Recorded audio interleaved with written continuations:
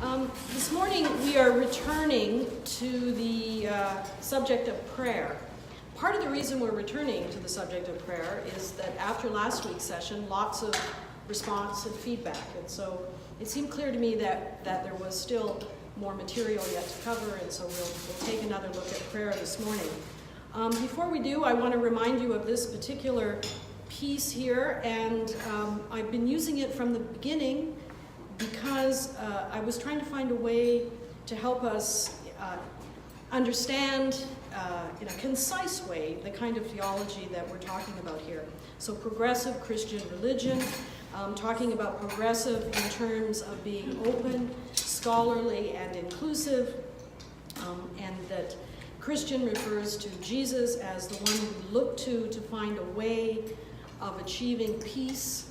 And what I want to remind you of this morning is the section on religion that we talked about probably in the very first of our brunch talks, because I want to remind you of the actual origin of the word religion, which goes back to this word lig, which we get our word ligament from, and it's about connection. So to reconnect, religion being about reconnection, and we're going to come back to that as we talk about, continue to talk about prayer today. Quick reminder about the exoteric, the outer teachings of a religion, and the esoteric, the inner teachings, which become particularly important when we're talking about to whom do we pray. So within the progressive theology, we're no longer dealing with supernatural theism. So we're no longer dealing with a God as an anthropomorphic being up in the sky, but rather a pantheism, which sees God as in everything and everything in God. It's different than pantheism because pantheism looks at a tree and says, that is divinity. Pantheism is different because it looks at everything and sees everything, including ourselves, as in God. But God is not the summation, God is beyond everything. So there's that dual element there. We'll come back to that later. We began last week with Jack Spong's comment, and I'm going to repeat this because I think it sets us on a good track. Jack says, prayer understood as a request made to an external theistic deity to act in human history is little more than an hysterical attempt to turn the holy into the service of the human. Most of our prayer definitions arise out of the past and are thus dependent on an understanding of God that no longer exists. The God who answers our prayers has ceased to be a believable God in our day. A new way to understand prayer cries out to be developed. Now, I would argue with Jack a little bit on this, particularly on his second point. Most of our prayer definitions arise out of the past and are thus dependent on an understanding of God that no longer exists. I would argue that if you consult current textbooks in most of the mainline religions, you will still find prayer definitions that are still being taught. You only have to look at current Sunday school material to see that we are currently loading the expectation of a belief in a God that comes out of past definitions on the current generation. It's problematic. But I do agree with Jack that a new way to understand prayer cries out to be developed because look around. Stephanie, you lower the age level here quite a bit, right? And one of the things that's happening in churches is that we're graying, we're aging out. That's just true. And part of it is, I think, because of this older definition of what the deity is that just doesn't ring true when when you look at all that we're beginning to learn about reality. Okay, so last week I emphasized pantheism, and I talked about understanding God from the ways in which Jesus taught about God. So the God that we see in the life and teachings of Jesus is defined as love. And I'm particularly fond of St. Augustine's Trinitarian benediction, which includes a description of God as lover, beloved, and love itself. And I think that when we are looking at God as a person, it becomes problematic. If we're trying to see God as love, and I've emphasized before the need to move beyond a cliche understanding of what love is to a broader definition of what love is. And what I tried to do last week was move us towards a broader understanding of what prayer is. So it's not just about our own personal relationship with the deity. It is about our personal relationship with the deity, but it's so much more than that. So we talked a little bit about the inner voice, the sound that we hear inside, the bat call, the daughter of a sound. This need for us to be still and listen to the God who lives within us. We also talked about various different definitions. We watched a short film by Richard Rohr in which he described prayer as communion, connection, consciousness, attention, action, and then again communion. And we looked at Matthew Fox's definition of prayer as a radical response to life. Then we finished off with Simone Weil, who talked about attention taken to its highest degree is the same thing as prayer. It presupposes faith and love. Absolutely unmixed attention is prayer. So, that's really a brief synopsis of what we talked about last week. And then during the course of the week, lots of responses, lots of questions from those folks who were here last week, some folks who listened to it online. And it was clear to me that there's still a lot more questions. And so I thought today we'd try and set this up in a way that encourages more questions. And I will attempt to respond to your questions. I'm learning from a theologian that I particularly like, Brian McLaren, that we need to stop calling our sessions question and answer sessions, but rather questions and responses, because we're not about the answers. I don't have the answers, but rather I'll respond to your questions, and others can respond to your questions as well. So we'll have hopefully a little bit more question and response this morning.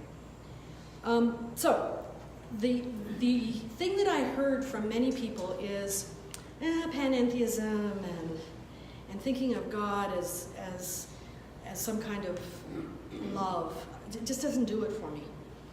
It's too academic. And so can you possibly do something that enables us to use language that we could use sitting in a pub? So when I was trying to figure out what we're getting at here, and what progressive Christian theologians are getting at when they try to move us beyond some of the old definitions of what the deity is, particularly as it relates to prayer, is there's this movement away from praying to an elsewhere God.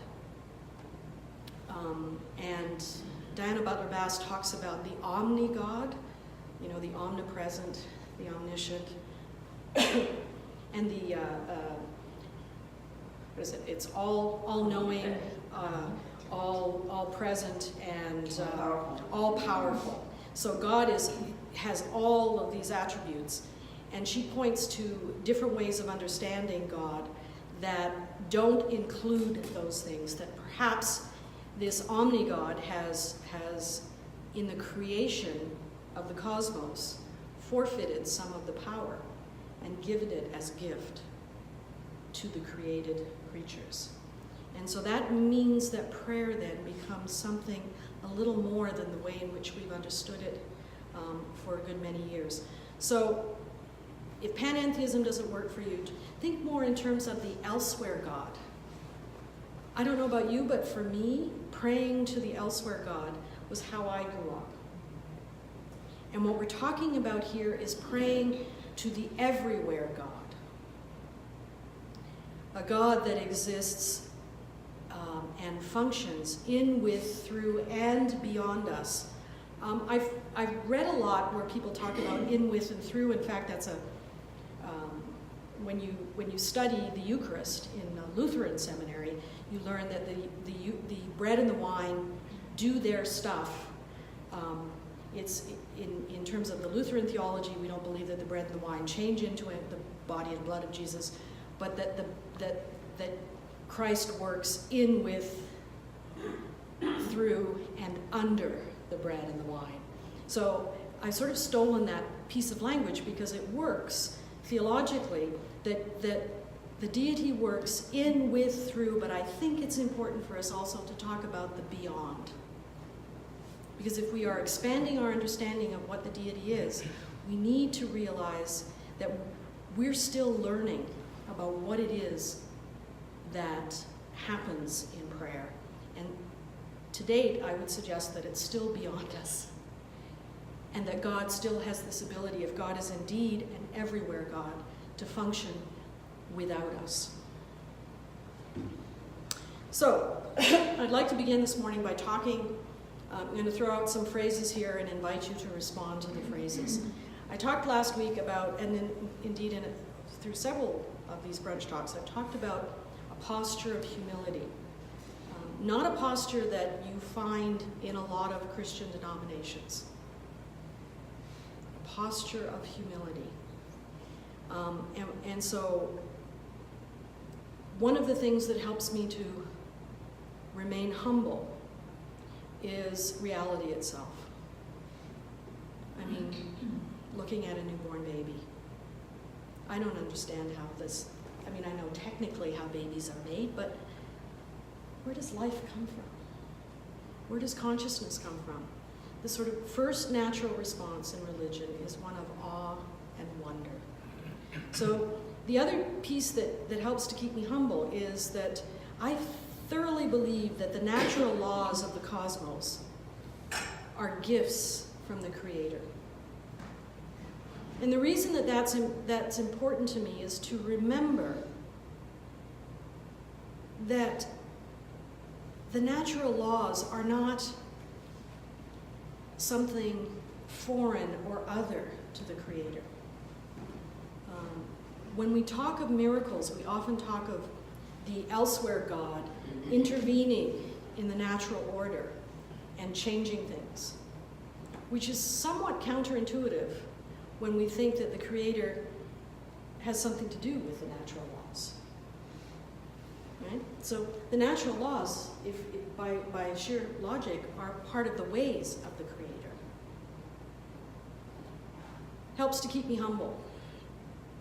Because a lot of my prayers in my life have been a request to ask the elsewhere God to circumvent the natural order. And we are only beginning to comprehend the natural laws of the cosmos. I learned Newtonian physics. I didn't learn it. I attempted to learn Newtonian physics when I was in high school because I was taught that that is the nature of reality. Well, that's not true. It was true when I was in high school. It's no longer true. So our knowledge, and we talked about the scientific method before, if what is observed contradicts the laws, then we change the laws, right? Theologically, we don't do that. If what we observe in reality changes our theology, then we still have to believe the theology. And the creeds are an example of that, right? None of us have ever been introduced to a virgin who gives birth. Doesn't happen. So it has to contravene the laws of nature, and you just have to believe it. That's how theology handles something like that. Science wouldn't do that. Right? Now, if suddenly virgins started giving birth, science would change its understanding of what it means to give birth. I don't see that happening anytime soon. But certainly in terms of what we used to learn, how many times has Pluto been a planet? Is it a planet still? It's a minor planet. A minor planet. One of 3 minor planets. Yeah. So we are continuing to learn about the nature of reality. Now, if that doesn't make us humble, with regard to prayer, there is a sense of mystery. I've talked before about unexplainable events that happen, unexplainable healings. There are things that we are unable to explain. So we have to leave room for mystery. And in terms of the power of prayer, science is still learning why people who have a group of people praying for them have better outcomes. What is the reasoning behind that? I don't believe that it's a contravening of natural law, but I do believe that there's some things we don't yet know about natural law that we have access to. So when I talk about moving beyond the cliched understanding of what love is, so we define the deity as love, which Jesus does, we have to move beyond a sort of cliche understanding of that word. Then how can we connect with that love in ways that can establish healing, these unexplained healings? I've talked before about Rosetta, the small town in the United States, where they had unexplainable results in terms of people's health. It was a small community, a small isolated community that prayed a lot. And no one could understand what was going on. Medical research has determined that the value of community has health results. The lack of community has implications for our health. So how then is accessing prayer, accessing love, what's happening there? There has to be a sense of mystery. And if you need to set aside the word mystery, because let's face it, a lot of people don't like that word, you can just talk about things that we can't explain. We can't explain it yet. We didn't know before the effects of loneliness on a person's health. Now we do. It changes the way we think about society. So hold that in your head as we're talking about prayer. If we look at pantheism as a way of understanding the divinity, all life is lived in the midst of divinity. And the life and teachings of Jesus of Nazareth point to the reality that divinity is love. So then we can say that all life is lived in the midst of love. And when we talked about prayer before being a kind of consciousness, it is an understanding that we are living in the midst of love. Now, I don't know about you, but that's a pretty big thing to take on board. And I access that every once in a while. I don't walk around in my whole life thinking I'm living in the midst of love, especially when someone cuts me off in traffic, right? So our prayer has to do with some kind of connection to this love in which we live. Prayer can also be the way in which we seek connection to this love. I'm going to go back to that. The way in which we seek that connection has changed over time. It's particularly changed in the way we worship together. Right? So we deliberately, in our corporate prayer, we deliberately try to push our images of the divine beyond the elsewhere God. And we do that in our corporate prayer. And I said last week, and I want to say this again, and I'll keep saying it, it's okay to personify the deity. There's nothing wrong with personifying the deity. The only problem comes in when we begin to worship the personification of the deity as if our personification is the deity. So there's nothing wrong to saying, Dear Father. The problem is when you limit what the deity is to a father and worship the Father. Okay, is that clear? So if let's not use the word Father, let's use something foreign. If I said,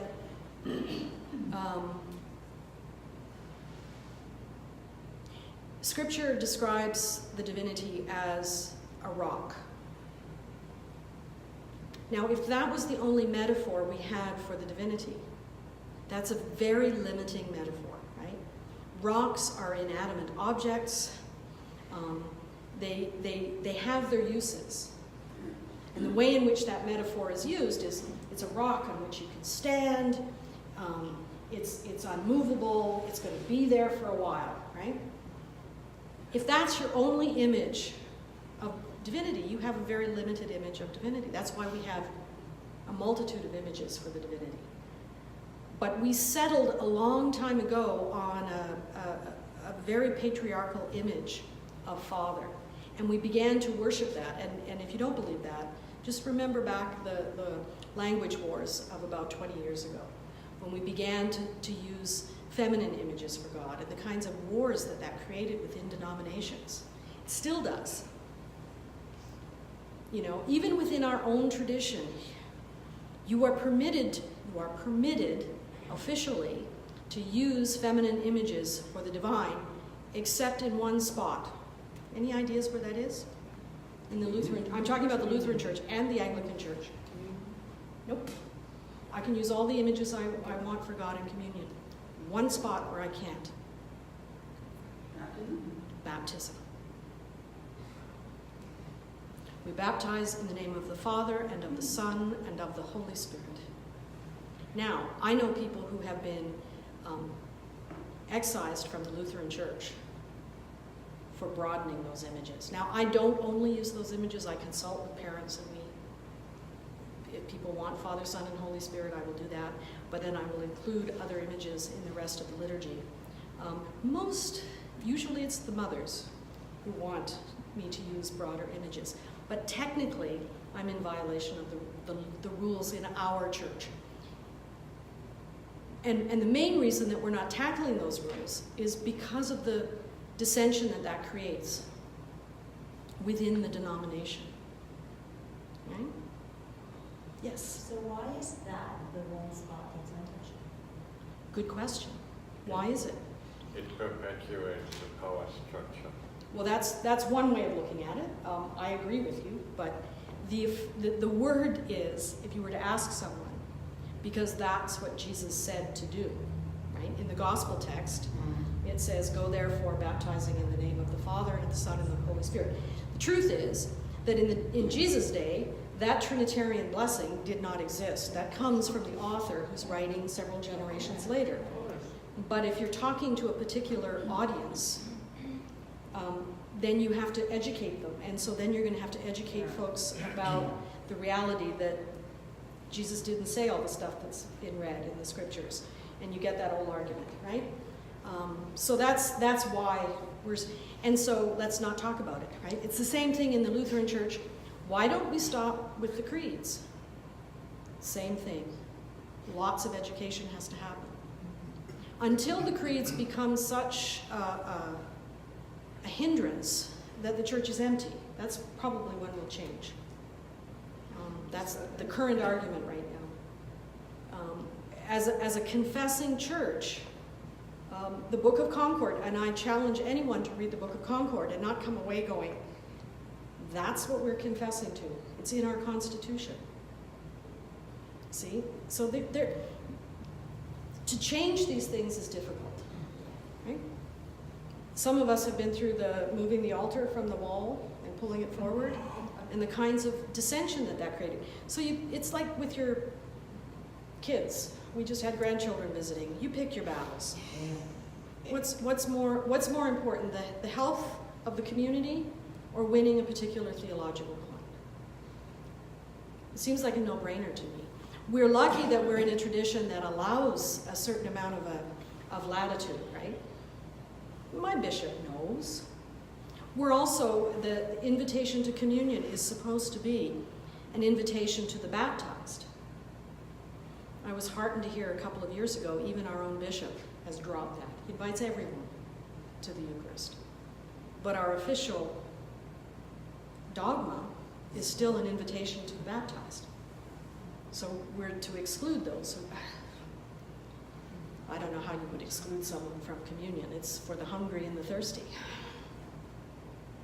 All right. Prayer opens us to love. And love moves us to actions that embody love. And I think in older theological language, that's what we mean when we talk about being Christ to one another. It's about being the love that is God in the world, right? So prayer changes us.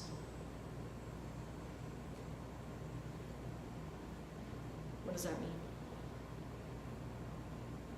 You don't have to give me the answer in the same way that I don't have to give you answers. I'm just responding to the questions. You can just respond to the question. What does it mean to say that prayer changes us? Have you been changed by prayer? Anyone? It's kind of frightening to think that prayer is a call to action for me personally, as opposed to just expressing of the concern. Mm-hmm.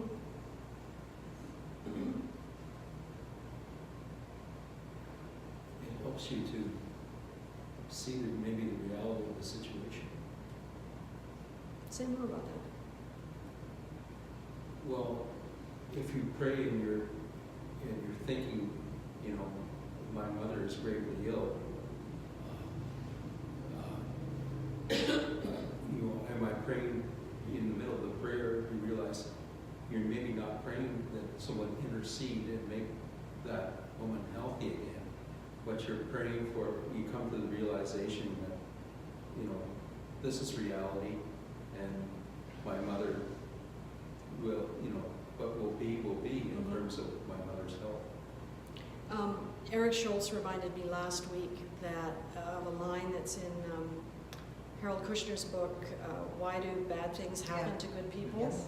And there's a line in there, and I'm going to have to paraphrase because I don't remember it, but it's a very freeing line. It says that if everybody who ever prayed for healing, if all those prayers were answered, no one would ever die.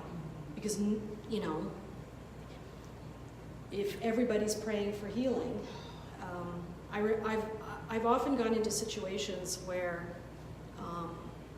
someone is dying and everybody's praying for healing. And I usually ask for permission if I don't know the family too well. I will generally lead a prayer for a good dead. You know, and what I'm doing when I ask for that is I'm reminding everybody in the room that that's why we're here, for a good death, and that we have a role to play in facilitating that. You know, in being present to the person who's dying, in listening to what the person who is dying needs to say, right?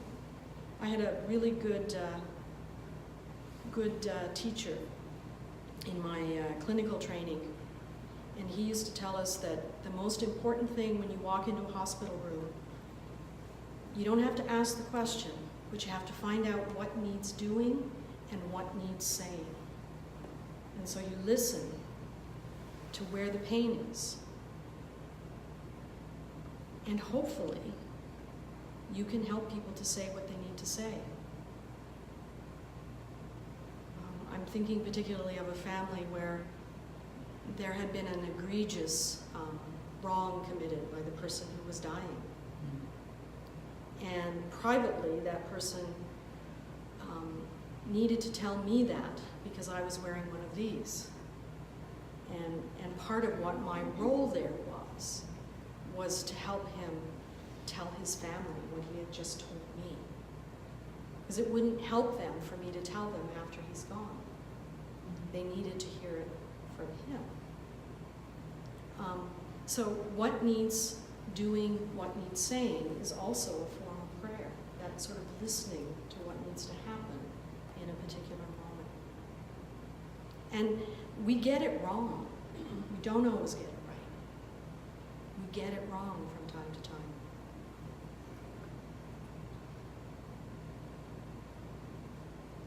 Prayer has the ability to open us to the connections that already exist in the cosmos. Right? So we don't have to create all these connections. There are connections that exist. Because, let's face it, the universe can unfold without us. But prayer is a way of accessing those connections, or at least becoming aware that those connections are there. And these connections have the power to change us. And when we are changed, and here's the kicker, when we are changed, the cosmos is changed. Because we are an integral part of reality. Now, if the cosmos is changed, that would imply that the Creator is also changed. Because if the Creator infuses the cosmos, you see what I'm getting at here? There's an incredible connection that we're talking about here. We're not just talking about changing God's mind on a particular issue. We're talking about a kind of connection that has the power to change us. And if we are changed, reality is changed. And if reality is changed, the Creator is changed.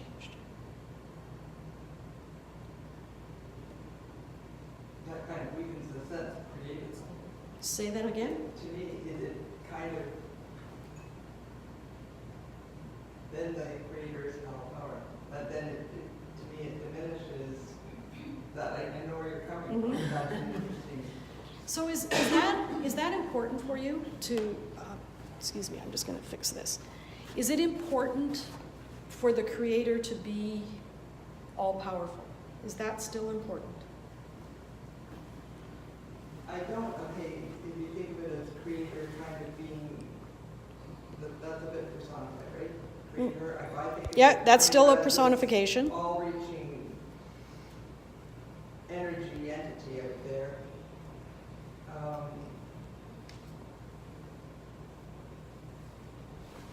Just interesting to think that what we do can impact. I know it does, but anyway, the give and take is a little different.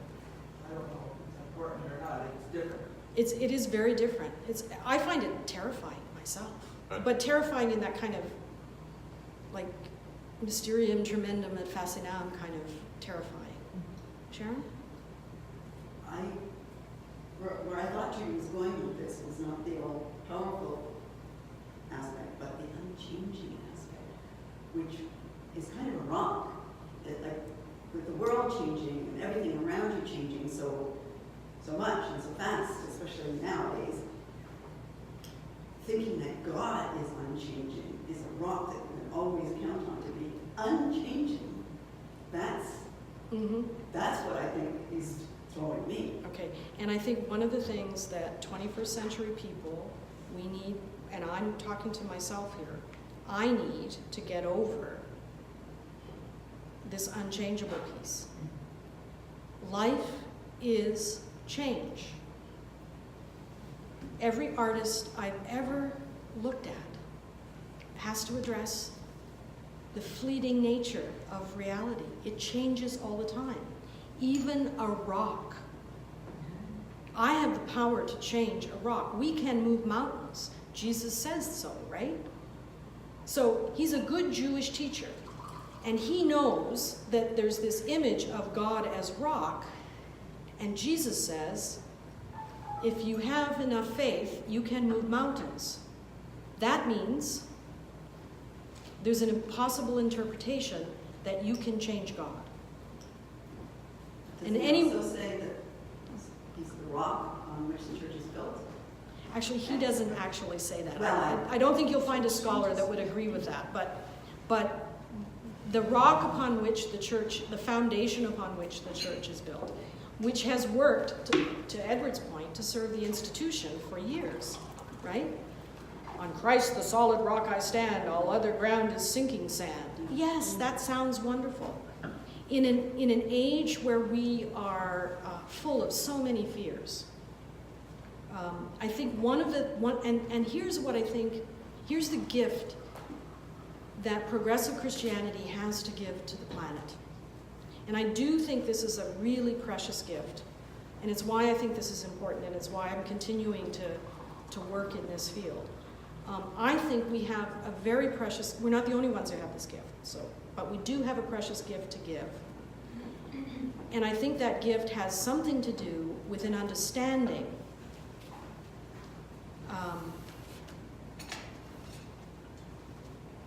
that change is good, and that our fear of survival, even though our survival instinct kicks in and change makes us more fearful, when we look at the teachings of Jesus, he's constantly telling us, do not be afraid.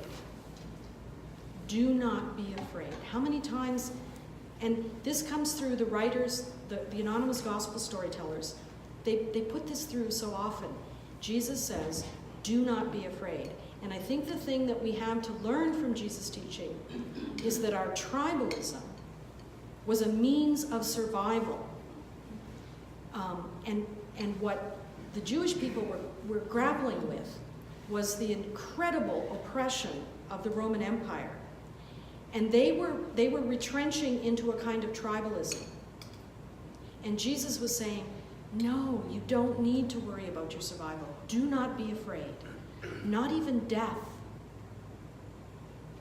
will destroy you, right?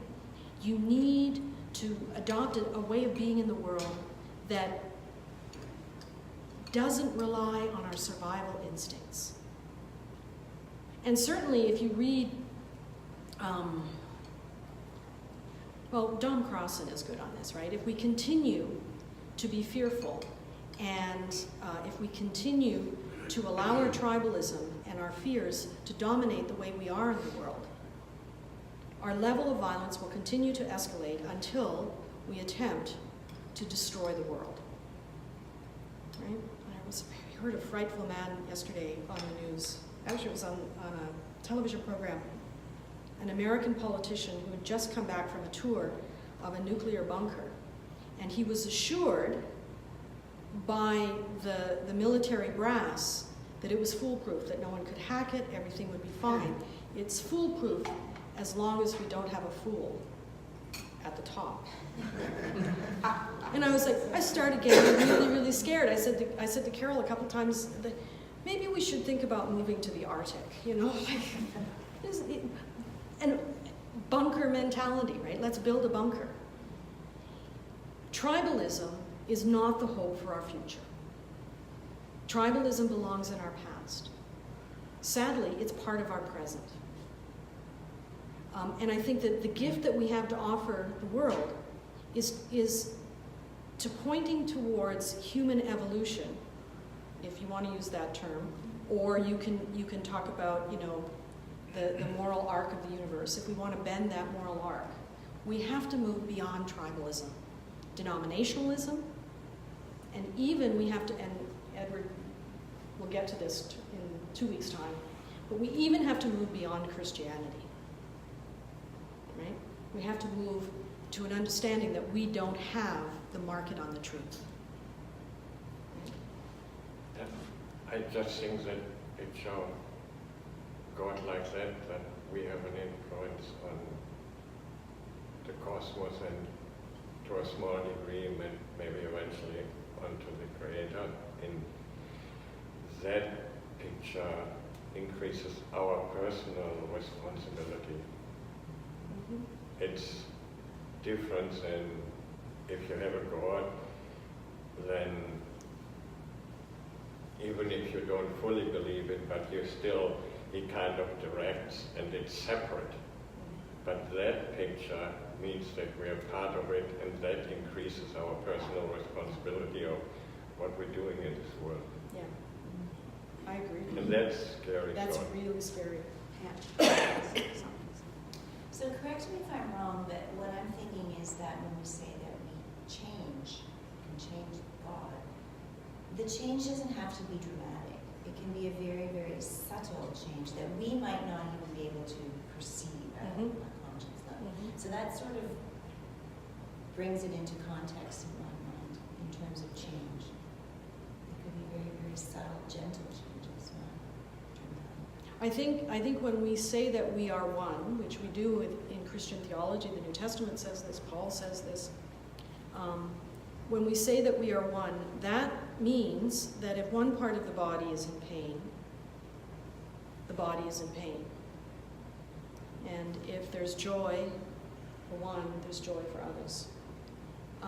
I think that the dangerous part of prayer is it opens us up to that connection. So in deeply praying for healing for another, we enter into their pain in some way.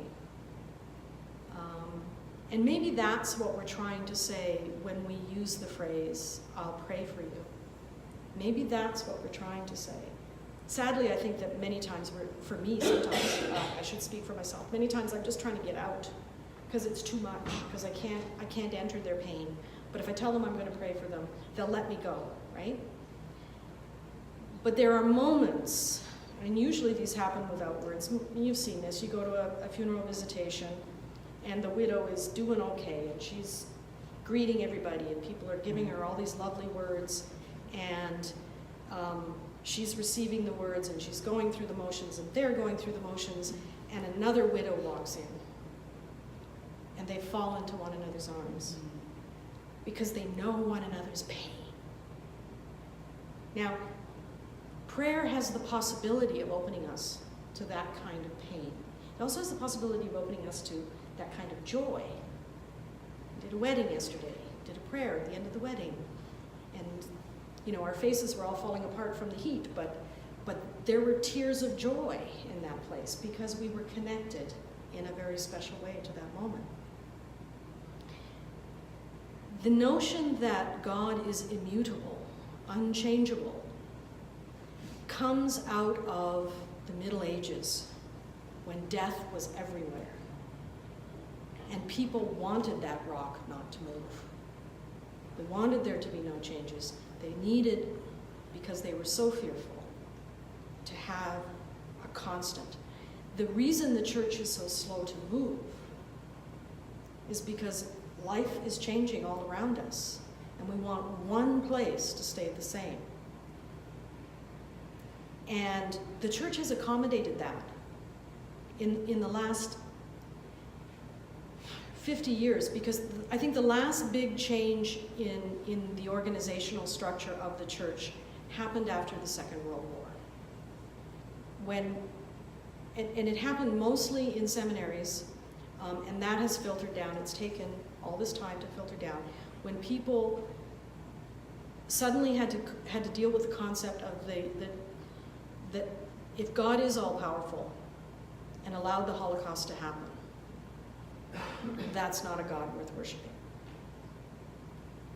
And that question preoccupied theologians in a way within Christianity, and a single issue has never preoccupied theologians before.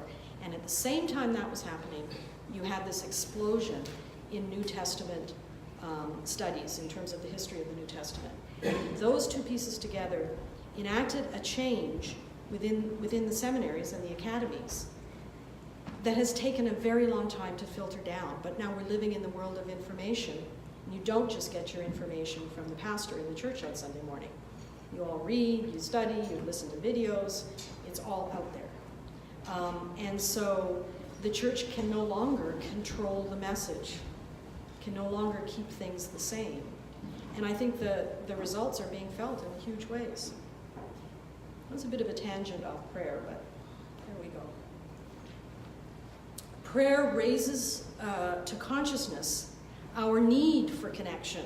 The connection itself strengthens the bonds that exist between us. Prayer strengthens the love that holds us together. So that means that we do have power. We are created in the image of the divine. That's something that we have posited through our stories, that we are created in the image of the divine. If that's true, if we really believe that we have some of the characteristics of our Creator, we have power. We have power to strengthen the love that is God. Yes? I think right now, with what's been going on in North American society and other places with all the shootings, one of the first things that happens is groups of people get together. The one in Fredericton, they went to a church.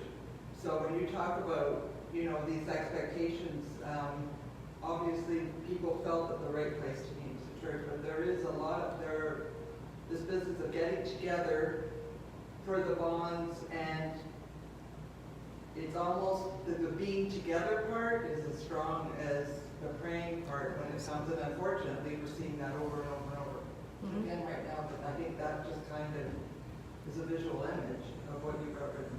Yeah.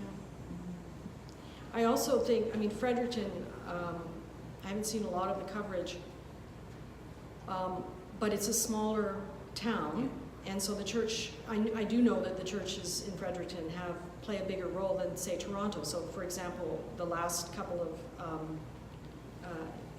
I'm thinking about the violence on the street where a car plowed through, and also the shooting on the Danforth. Both of the services that were the public services that were created were now it was times of the year when it could be done, but were intentionally not in churches. That was intentional. I think that that's a good thing.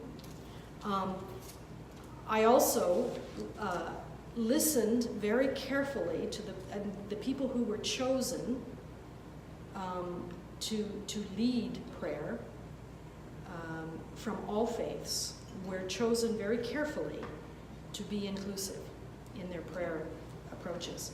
So you didn't have, fortunately, and you don't always get this in the United States, and you don't always get this in Canada either, in certain parts of Canada. But I was really relieved that happened in the way that it happened, because I've seen instances where people get up, where Christian clergy get up and talk about Jesus being the answer. What does that say? That means that we have the answer. We have a way to peace.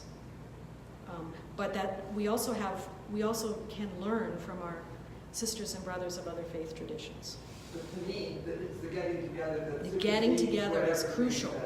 Yeah. And so one of the things that's happened in the sort of pluralistic society that we have is we're learning how to get together. All this negotiation has to happen when we get together. Didn't before, because we would get together in a town and everybody was pretty much the same.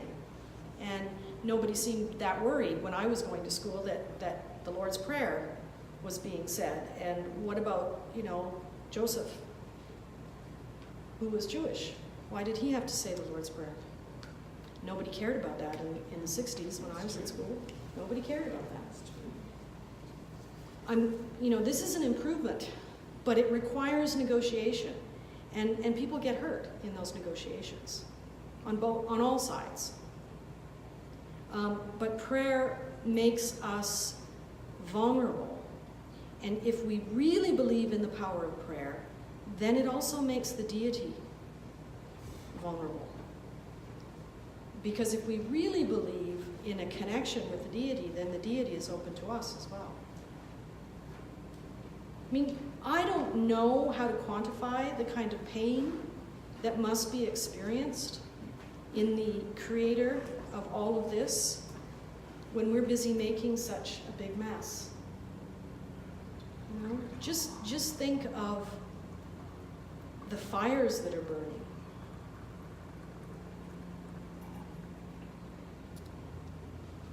We are only beginning to understand the powers of the ties that bind us together.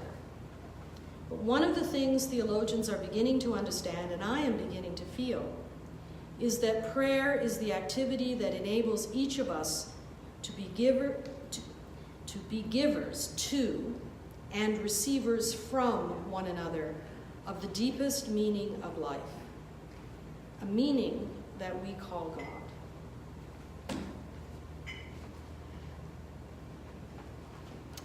When we give up the idea that prayer is about changing the mind of some far-off deity and embrace that prayer is a way of opening ourselves to the God that dwells in, with, through, and beyond us, we can begin to understand the power of prayer to prepare us to be the love that is God in the world. As I read that, I thought, we can begin to understand? I don't know if I can. I mean, I'm barely even getting close to understanding the power of prayer to prepare us to be the love that is God in the world. There are moments in our prayer together that are difficult to hear.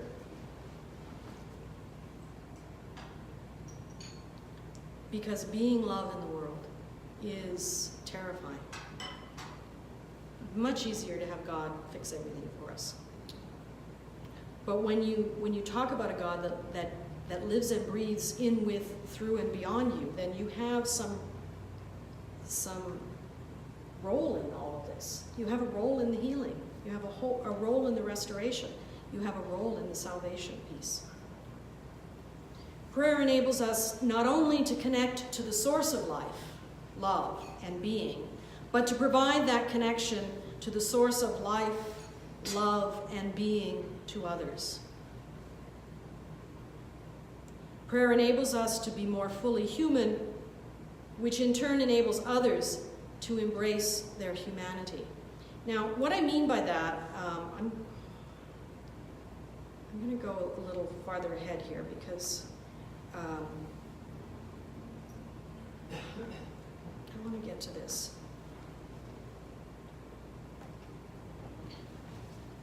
Prayer reminds us of our mutuality. Okay, so this connection piece. And I think that's important because I think that a lot of what we ask God to do is within our reach to change. And the way in which I think a new understanding of prayer is helpful is that if prayer is a way of being in the world, and if prayer is the way, if we that wonderful line, let our life be our prayer, then those things that are within our reach to change, we're compelled to change them. And if opening ourselves to that is what prayer is, then prayer is absolutely terrifying. Because we live so much of our life compartmentalized. I can't deal with the pain. There's too much of it. Right? The same token, I can't have the joy all the time. There's so much of it. Right? And so that's what community is helpful for me. It's a mitigating piece. And when we come together in community, there's great sadness, there's great joy, there's great concern for the planet, there's great worry for individuals and for whole peoples, and all of that is brought into the community. And as one, we get to cope with that. And that's the real, the value of community for me. But it can also annoy me when people pray for good weather. We need to come up with a different word. I hope, or I wish, is better language. Oh, I just pray to God that the weather will be nice for our picnic. I understand the desire. You totally don't understand prayer, and it's totally disrespectful, right? But that's okay, because we're a forgiving people, right? But what I'm getting at here is that entering into a space of openness to the connection is both wonderful and terrible. And by terrible, I mean if our knees aren't knocking together. A colleague and I were joking a couple of months ago because they are also functioning without vestments. And we were joking that the worst part of this is that we have to wear longer. He can't wear a dress. I said, well, I can wear a dress and then no one can see the times when I'm praying and my knees are knocking together, right? He says, well, they're going to see mine knocking together. Our Alps used to hide that trembling. There are times when I've tucked my hands up underneath because you know how they come down because my hands are shaking. And it used to happen when I would come in and say, God is with you, and you would say it back, and I know what's going on in people's lives, and it's like, how did you get out of bed this morning? How did you possibly get out of bed this morning? I think it's really good that it's brought to our awareness in today's age of, you know, the comment, like, I pray to God that the weather's good. When we say it, like, we're not really meaning No. pray to God. No. But it's just such commonplace language. Which, when I talk to the confirmation students, I say, well, you haven't got to that lesson yet, Stephanie, but we're getting there. Where in the Ten Commandments it says, thou shalt not use the name of the Lord thy God in vain. That's using the name of the Lord thy God in vain. Our little granddaughter has picked up a habit, we're not saying where she's picked it up from, but she says, oh my God, all the time, as a surprise. And her mother decided to say, no, you. In fact, she corrected herself the other day. We were in the butterfly conservatory, and she was just like mesmerized by all these butterflies. And she said, oh my God. And then she looked at me and she said, I meant gosh. She's 3 years old, right? I meant gosh, but gosh is God. It's another name for God. So, and yet, I know these folks, the wonderful Pentecostal people, who, when they say Jesus, they mean Jesus. Yeah. When they say God, they mean God, and they say it in almost every sentence. You know, so it's part of our language. As long as we're not worshiping that God who sorts out the weather for our picnic, we're okay. Yeah, but it doesn't make it right that we're saying it. I think I would prefer of myself that I didn't trivialize the name of God in that way. But I'm probably guilty of it from time to time. It's to say, oh my God, when she sees all these. Yeah. I know, that was, I said that to Laurel afterwards. I said, perfect use of the word, oh my God. But she was correcting herself because she's been corrected so many times. You know, like, good. Here we go. This will get us all off the hook. Prayer is not the words we speak. Prayer is the life we lead. A life connected to God. Connected to one another. Because if I believe that God is in you and in me, it's about that connection to one another. It's also, if I believe that all the earth is in God, then as Sally McFaig would say, the earth is God's body. And how can I abuse the earth if I believe it is God's body? Connected to the universe. That has particular resonance for me this week. This is the week where the Space Force was announced. So we're now, our neighbors to the south are going to militarize space. Our tribalism, right? Because we need to be there, militarized, controlling. Connected to the stars. Connected in, with, through, and by the one who is, was, and evermore shall be love.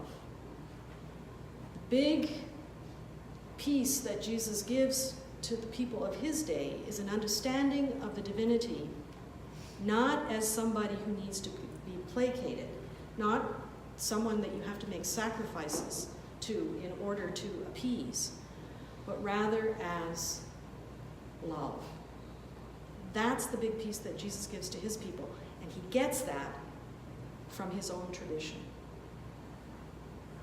He reaches into the tradition of the Jewish people and he pulls that out. And he says, want to know what God is like? Love. That is what God is like. This isn't new, this whole understanding of prayer as a means of connecting. Augustine talks about true whole prayer and says it's nothing but love. That's it.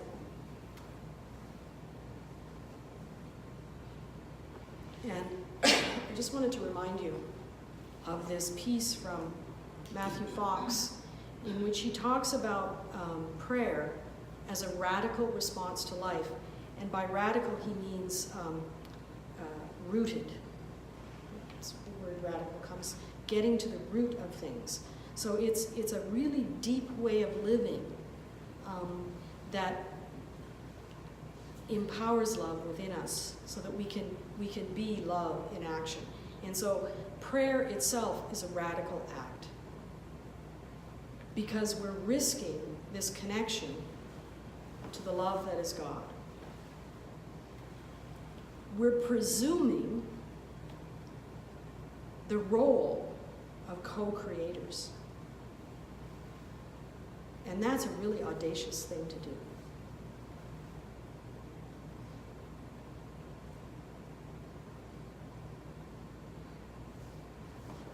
Now, I skipped over a bunch of stuff in there, but we'll get back to it eventually. Any other questions or concerns about prayer? Is all this stuff going to be on a printout?